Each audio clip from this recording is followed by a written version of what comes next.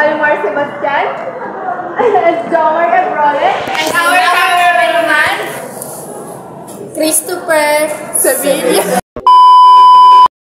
Agenda, we are going to interview a teacher about a certain topic in ESP called Bagong Pilipinas. And then after that, I'm going to show you what my friends are doing about that topic.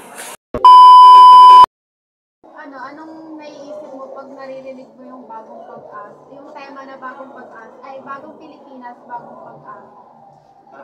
Ang naisip ko pag narinig ko is yung parang yung pagbabago dito sa ating bansa. Yung pagbabago na kailangan natin para mas mag-improve pa, saka mas gumanda yung buhay ng mga walang pag-asa. Para sa akin mga walang pag-asa yung mga mahihirap natin na kababayan. So yun yung naiisip ko kapag narinig ko yung bagong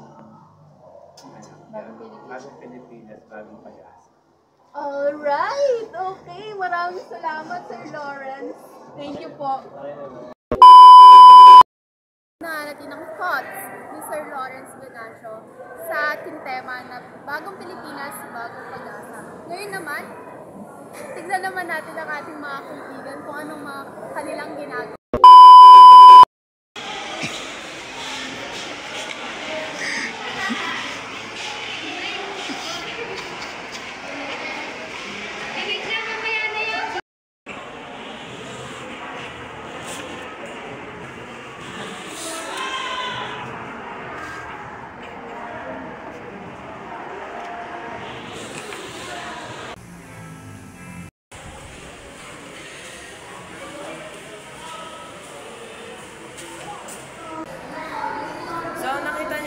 Kung ano mga ginawa ng mga kaibigan ko.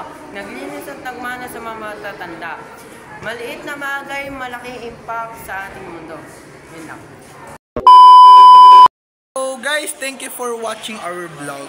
And before I end the vlog, I want to say that whatever problem you are facing, pray to God, because God is there through your ups and downs, and don't forget to thank God for the blessings and everything.